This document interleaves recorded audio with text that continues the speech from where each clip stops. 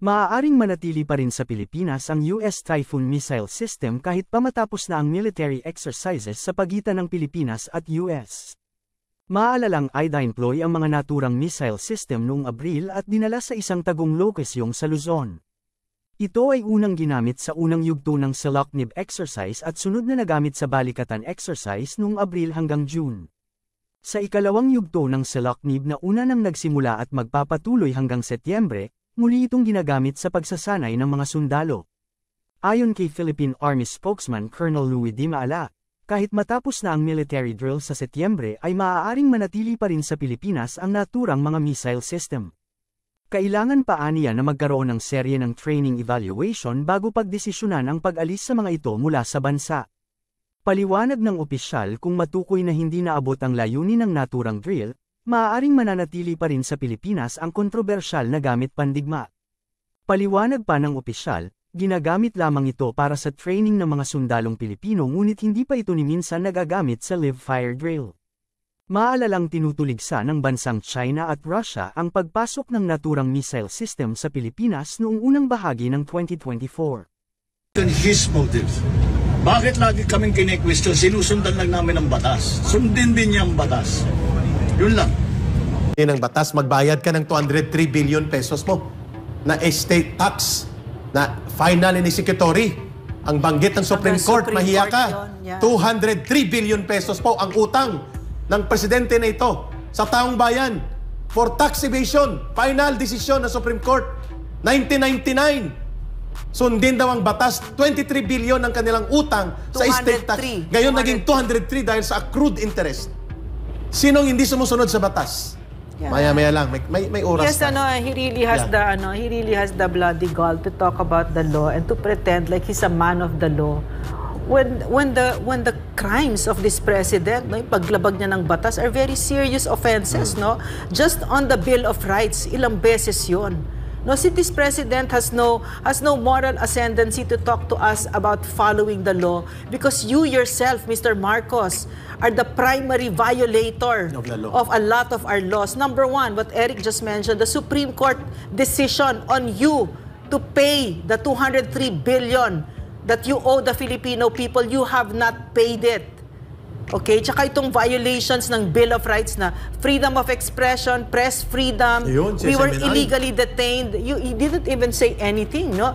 And that KOJC was, nilusob siya ng 2 batalyon. Walang search warrant. Did you talk about, I didn't hear you talk about the law, that there was no search warrant.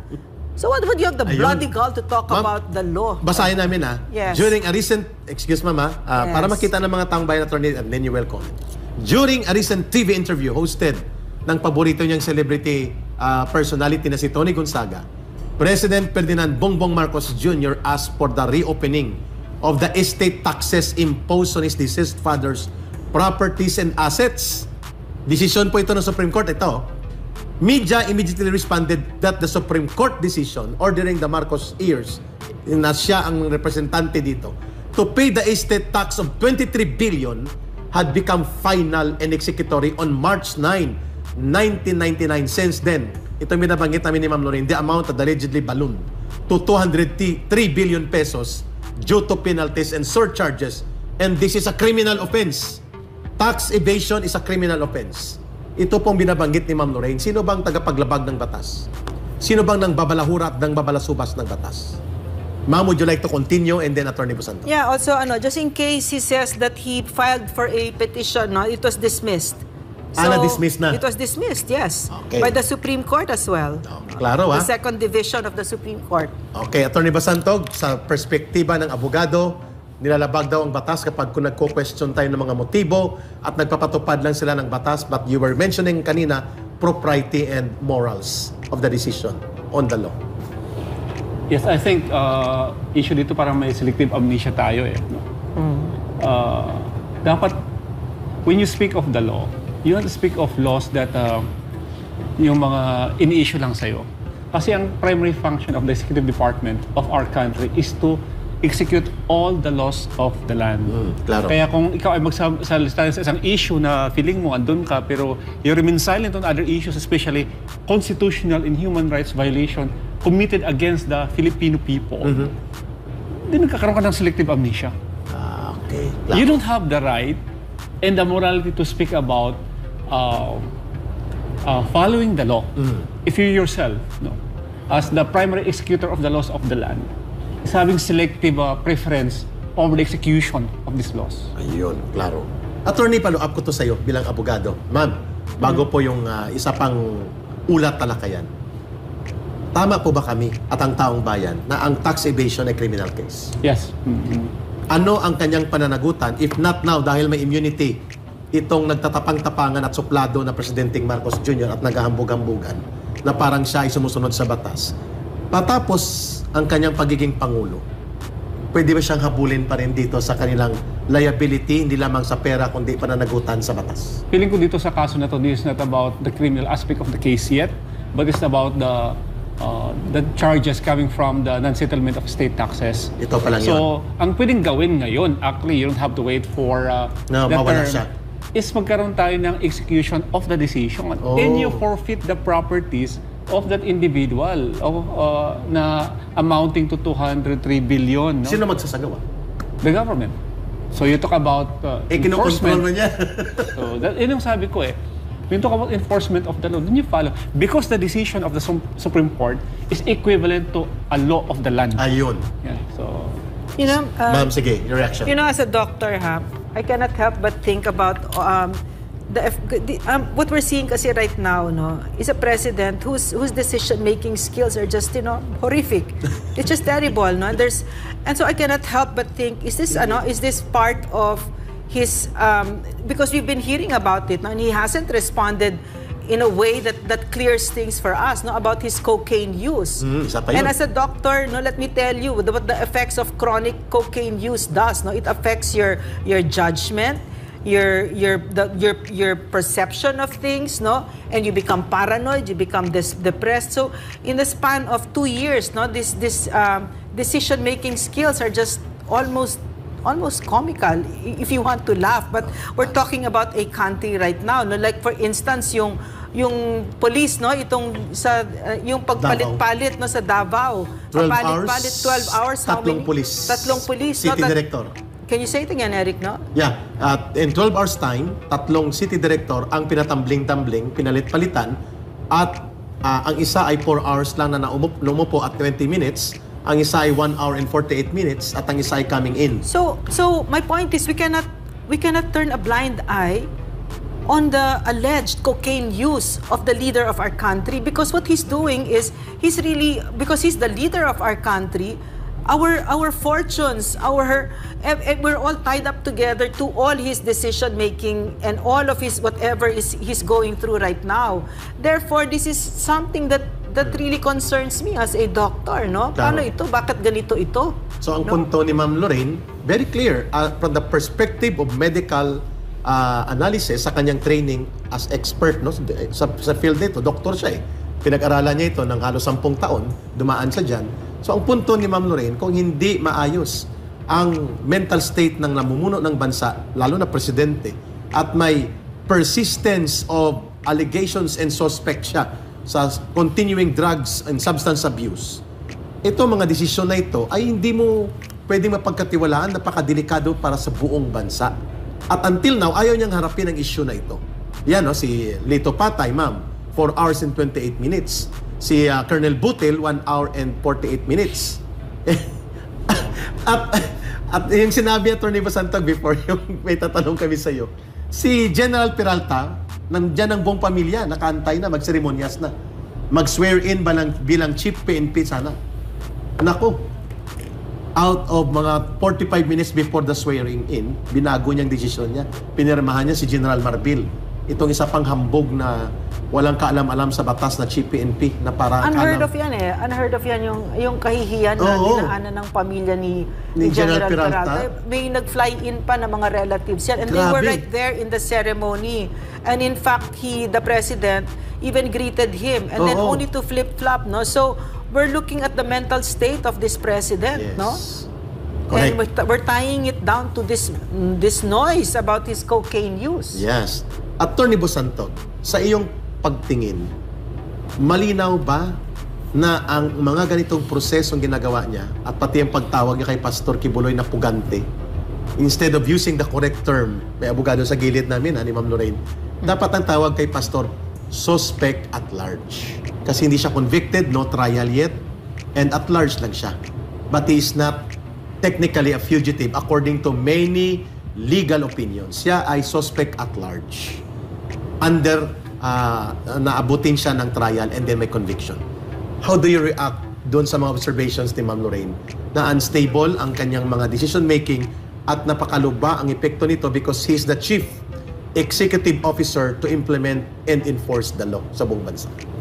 Unang-una, I just want to give a shout out to our Philippine National Police na who had been every day protecting us from lawlessness, fixing our traffic, doing everything that they can to preserve the peace and order of this country. Kasi ngayon, feeling ko walang nagbibigay ng boses sa kanila. No one is fighting for them. Of course, they cannot do that kasi they are under this, they have a strong sense of professionalism. They cannot attack their Commander-in-Chief. Pero siguro sa mga programang ganito, we recognize the Philippine National Police. We agree to that. At yung ginagawa sa kanila, yung una yung sa pagpalit ng Chief PNP, that's an insult to the whole institution. Yung ginagawa ngayon sa Davao, yung yung 19 Chief of Police, tinanggal lahat. Pagkatapos naglagay ka ng City Director na world record holder for hours. Ang isang 1 hour. Pero it was beaten again immediately ng 1 hour. 1 hour and 38 minutes. Kasi ganito Si Abalos. ang isang police kasi naman is they had been serving the country for many years.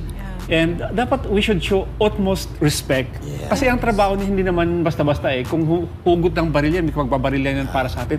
So, yung sense of professionalism that you accord to the whole institution of the Philippine National Police should be as high as you accord to the Philippine Army or to the... Pero bakit ganyan? Kasi it sends a message. If you can do this to one area, you can do it to anybody. No? Exactly. To all other areas. And you are doing this to respected people. Mga high-ranking na ilang years din sila nagtrabaho sa PNP. Tama ka. Tapos, sasabihin na, punta ka dito. Ay, hindi pala, alis ka dyan. Upo ka na dyan. Hindi pala, alis ka pa after 1 hour. Anong gusto mong sabihin na, do you question the competence of these people? Do you question the integrity of the Philippine National Police? So, ang sa akin lang is, andito po kami, no? We strongly support the Philippine National Police in that we hope that yung sa mga pinaggagawa sa inyo, that you can, I don't know if you request for accountability in justice, kasi for me it's a form of injustice. But you should know that the Filipino people is not, hindi po yun yung boses ng Filipino people. That's not the action that is demanded by the Filipino people. Correct. The Filipino people demands that the Philippine National Police be given the utmost respect that they strongly deserve. Ma'am Lorraine, tanong ko sa iyo. It appears very obvious sa binabanggit na analysis ni Atty. Busantog, pinaglalaroan at binabastos ni Marcos Jr., ni Benhur Abalos na siyang supervisor ng PNP as an agency head ng DILG at ng kanilang inilagay na hambog nilang chief PNP na wala namang alam sa batas pero matapang lang magpahayag ng kung ano-ano, itong si General Marbil, ay nawawala ang sense of professionalism and dignity ng organisasyon ng PNP the way they are doing things right now in Davao City. Ma'am Lorraine. For me, what I see are a bunch of bumbling fools. No? They're highly incompetent.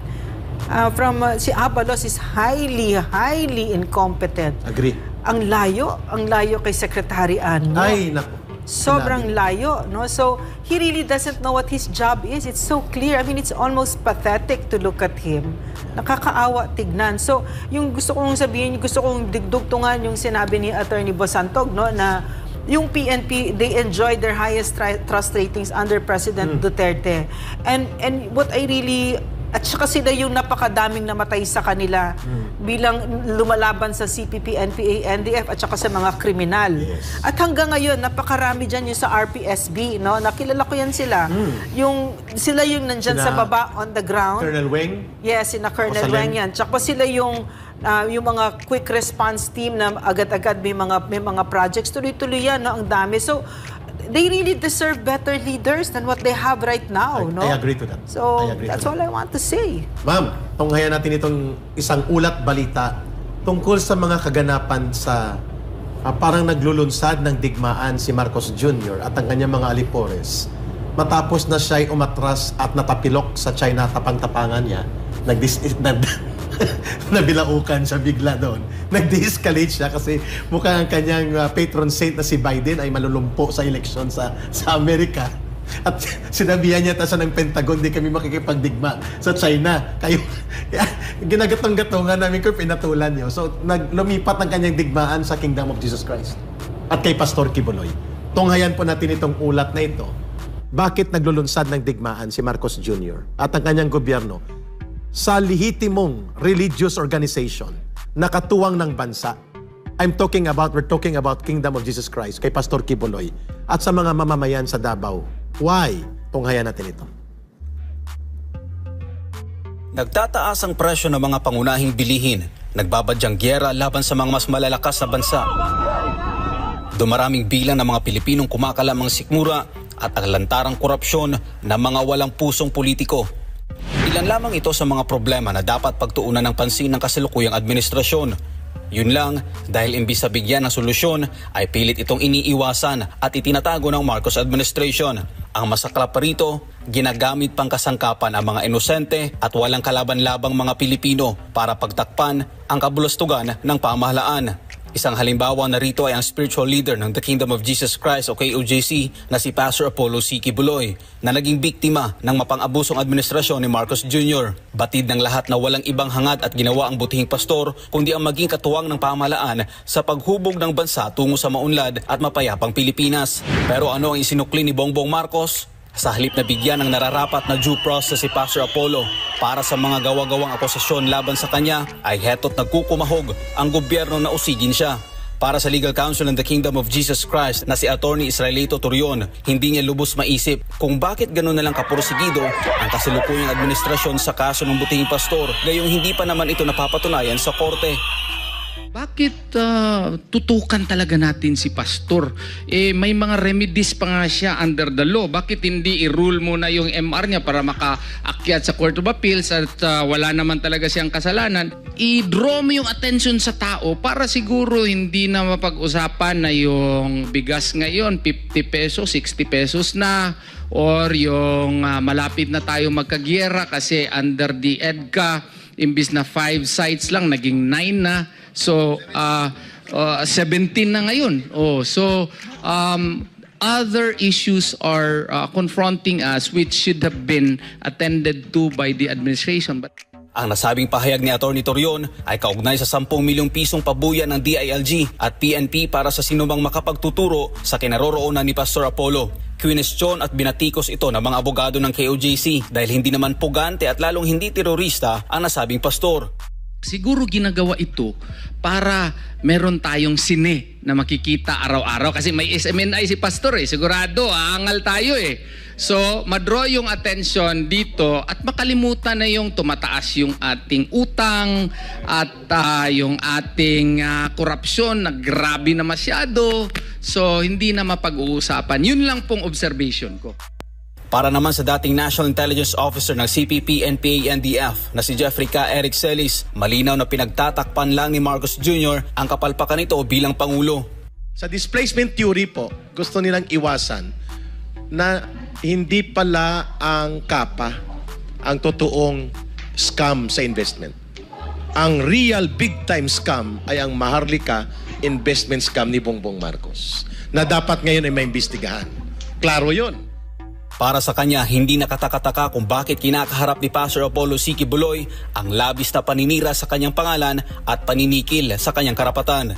Kaya nakakaharap tayo ng ganitong problema kay Pastor Kibuloy na mga illegal ang ginagawa, nagtatago sa batas, and yet ayaw aminin na illegal ang ginagawa because ito yung wag the dog theory or sa physics displacement theory para po lituhin ang taong bayan at i-confuse ang kalagayan ng mamamayan at hindi mapukusan ang pananagutan sa malubhang pagkawala ng kakayahang mamuno ng Marcos Jr. government. Yun. Attorney Bosantog, mali po ang pagtingin ng maraming abogado na tinatratong pugante si Pastor Kibuloy. At ang paggamit ng immoral na mga, sabi mo nga, it endangers the lives of a lot of people. Mga kasapi ng Kingdom of Jesus Christ at iba pa, no? na parang magkakaroon ng open fair game, hunting time against Pastor Kibuloy Tama yun. at sa mga ministers nito. How serious are these lapses and errors of decisions ng gobyerno at ang kanilang tinatarget ay ilipat ang sisi sa kay pastor at sa mga taong ito at upang mapagtakpan ang malubhang kakulangan na i-address nila ang mga seryosong usapin sa kabuhayan at kagalingan ng buong mamamayang Pilipino. Yun din ang yun yung observation ko same with Attorney Torion na why is there a singular focus from the government, from the highest officials of the land, coming from the President down to the Secretary of the DILG na siya ba ay ituturing na pinakamalaking enemy of the state? Hindi ba tayo titignan yung pinakamalaki dyan na Central Committee ng CPP-NPA? Paano yung mga remnants ng Maoti Brothers? Ayun. Saan yung mga Dawla Islamiyya? Ang pagpasok ng ISIS sa atin? ISIS. At yung mga remnants ng Abu Sayyaf? The thing is that, why is he being considered and treated like as the biggest enemy of the state? At you have to exert this kind of resources in publicity. Baka may gustong kaya pag-usapan. Kaya nga sabi nga nila, they are just trying to create a circus out of it so that people will be entertained. So that the hunger, no? Instead of saying na, tama na po, gutom na po kami, tumatawa sila kasi may circus on town. So that's how I see it. Good point. Ma'am? I agree. I agree. That would be very consistent with what I've observed about the Marcos administration's lack of respect for the Filipino people. Most of all for the poor, no? Yung pagbigay ng ayuda paulit-ulit na para bang ang sinasabi kaya namin kayong bilhin, bibigyan lang namin at tapalan lang namin kayo ng pera, pagkatapos papakainin namin kayo ng bigas na bulok-bulok na, 'di ba? So it's very consistent with it. And that's so unfortunate kasi the issues right now are so serious, no? Yes. Hunger is at an all-time high. Never before have we had this kind of this hunger and poverty rates. And I think that they're not addressing it because they don't know how. Yes. They don't have the competence. Confused siya. Anong gagawin niya eh? I think there's a bigger issue right now. Kung Yeah, napapansin nyo sa Facebook pages nyo, sige. ang daming nawawala ng mga bata. Isa pa yun. Oh. At ang grabing kriminalidad, grabing patay. Correct, No, correct. if you look at it, kahit sa amin sa Baguio, Benguet, there's a lot Yes. of Yes. notices, tapos dito sa Metro Manila, and even all parts of the country. Yes. But bakit walang nagsasalita? missing. Oh, Yeah. daming missing. At may teorya si Professor Malotikia, organs trafficking. I mean, Kinakatay ang mga organs at binibenta, pero not a lifting finger from the government. bakit walang nagsasalita from the highest of the Philippine National Police na i-assuage tayo na ang mga missing po yan, may mga kwento yan at ito po yung mga totoong nangyari. But nobody is speaking about these missing children. Correct. Ang dami-dami. I mean, if you look at mga posting from relatives, from parents, na hanapin po yung mga anak namin, I think this is an issue that should subsume the national consciousness kasi maraming natatakot. Tama. Sa amin, paano pag anak namin nawala? Ano ba yung mga kwento? Anong ginagawa ng Philippine National Police? Ang ginagawa ngayon ng Philippine National Police ay nandun sila sa Davao at nagkakaroon ng jumping. Yun yung laro nila. Sa appointment of police. At ma'am, may ginagawa pa silang kalokohan na you may not like the sitting mayor by the name that it goes by him. Kasi siya si Basti Duterte. But you cannot remove it from him that he is the authorized, duly elected mayor of Davao City in a popular democratic elections. Hindi siya kinikilala ng PNP at ng DILG. He is not even consulted. Attorney, bago mag-react dyan si Ma'am Lorraine, how scandalous is that under the local government code? Ikaw bilang abogado, may poder ang mayor dito sa mga dapat nagaganap tungkol sa rigodon ng mga pulis dahil ito ay pangunahing responsibilidad ng local chief executive ang peace and order.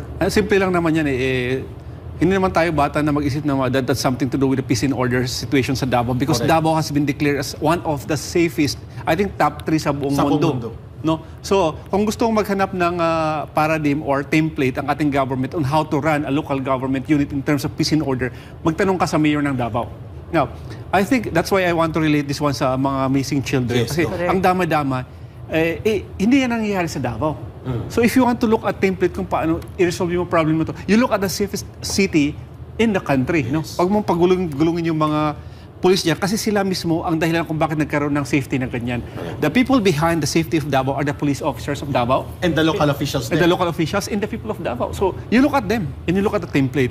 I just want to reiterate this one kasi ang dami-dami talagang... I agree and to then there is no statement coming from The police. and from the government. And even the president. Especially kung ang teorya niyo talaga is this about Organs trafficking. organs Organ trafficking. Imagine that. Imagine the level in how gruesome the crimes being perpetrated against our children na wala man nang nagsasalta from the government. No? sale. Yun, Ma'am Lorraine. If the president could gather as much outrage about this issue as he did with about pastors, magpakita ka, no? If he could gather that kind of outrage and to feel the kind of protection that a president ought to feel about our children, then aandar ito. But the tragedy of this administration from the get-go is too much politics. Too much. Everything politics, lahat politics.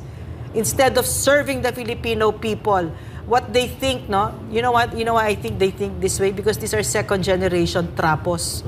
Mga politiko, mga mana lang nila sa mga tatay nila, ito mga pwesto nila, mga apelyido lang nila, and yet they've not done anything of worth in their own lives, no accomplishments of their own. They don't know how to serve the Filipino people, and all they've learned from their plunderer fathers are to plunder the country as well, and not to serve the Filipino people.